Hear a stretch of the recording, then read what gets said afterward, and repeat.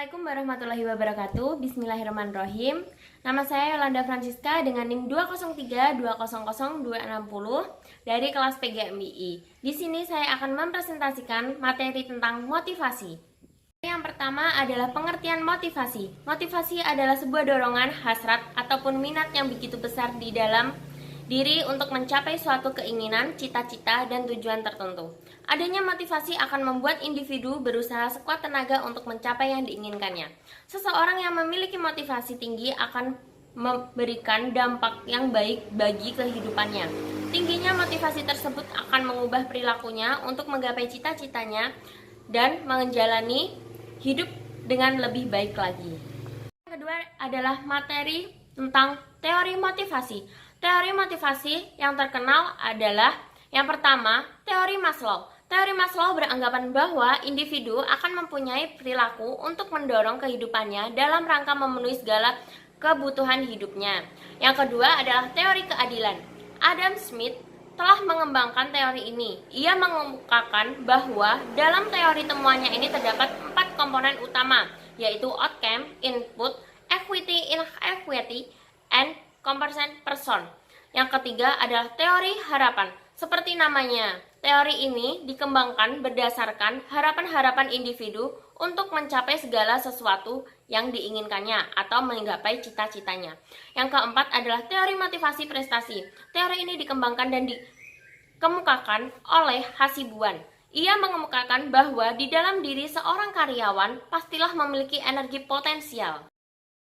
Yang ketiga adalah jenis-jenis motivasi. Jenis-jenis motivasi ini terdapat 2, yaitu motivasi internal dan motivasi eksternal. Motivasi internal ini yaitu motivasi yang berasal dari dalam diri setiap individu. Yang kedua adalah motivasi eksternal, kebalikannya dari motivasi internal.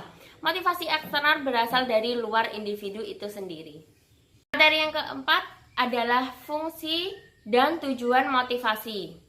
Yang pertama adalah menentukan arah langkah. Motivasi akan dapat menuntun Anda dalam menentukan langkah dalam hidup. Yang kedua adalah menentukan keputusan tindakan. Tujuan dan motivasi itu sendiri adalah untuk menentukan setiap tindakan yang diambil. Yang ketiga adalah menyeleksi perbuatan. Melalui motivasi, Anda akan dapat menentukan berbagai perbuatan yang perlu dan tidak perlu. Materi yang kelima adalah faktor motivasi. Menurut Herbert, mengembangkan teori hierarki kebutuhan Maslow menjadi 2 faktor tentang motivasi. 2 faktor itu dinamakan sebagai yang pertama, faktor pemuas, yang kedua, faktor pemelihara. Faktor pemuas ini biasanya disebut dengan motivation factor. Faktor ini disebut dengan Stashiver atau intrinsic motivation, yang berarti bersumber dari dalam diri seseorang. Faktor ini juga sebagai pendorong seseorang untuk berprestasi yang bersumber dari dalam diri seseorang tersebut dengan kondisi intrinsik antara lain seperti prestasi yang diraih.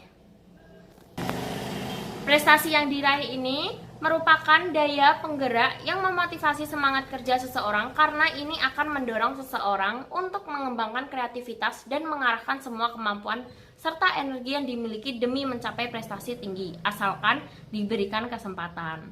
Yang kedua adalah tanggung jawab atau responsibility. Merupakan daya penggerak yang memotivasi sehingga bekerja hati-hati untuk bisa menghasilkan produk dengan kualitas istimewa. Yang ketiga adalah kepuasan kerja itu sendiri. Kepuasan kerja itu sendiri atau the work itself merupakan teori yang disebut teori tingkat persamaan kepuasan, the study stated theory of job satisfaction, mengemukakan bahwa kepribadian merupakan salah satu faktor penentu stabilitas kepuasan kerja. Yang kedua adalah faktor pemelihara atau maintenance factor. Faktor ini disebut dengan Stashiver atau extrinsic motivation. Faktor ini disebut juga dengan higien faktor, merupakan faktor-faktor yang sifatnya ekstrinsik, yang berarti bersumber dari luar diri seseorang. Misalnya dari organisasi, tetapi urut menentukan perilaku seseorang dalam kehidupan kekaryawaan. Faktor yang berkaitan dengan pemenuhan kebutuhan untuk memelihara keberadaan karyawan sebagai manusia, pemeliharaan ketentraman dan kesehatan, dan juga faktor ini di Stashiver atau sumber ketidakpuasan yang dikualifikasikan ke dalam faktor ekstrinsik yang meliputi sebagai berikut. Yang pertama, keamanan dan keselamatan kerja. Keamanan dan keselamatan kerja adalah suatu perlindungan yang diberikan organisasi terhadap jaminan keamanan dan akan keselamatan. Selamatan dalam bekerja. Yang kedua adalah kondisi kerja. Kondisi kerja adalah suatu keadaan di mana karyawan mengharapkan kondisi kerja yang kondusif sehingga dapat bekerja dengan baik.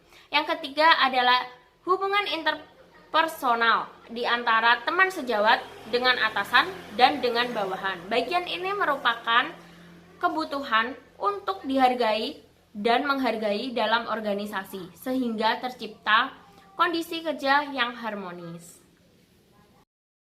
Sekian presentasi dari saya. Bila ada salah kurangnya, saya mohon maaf. Wassalamualaikum warahmatullahi wabarakatuh.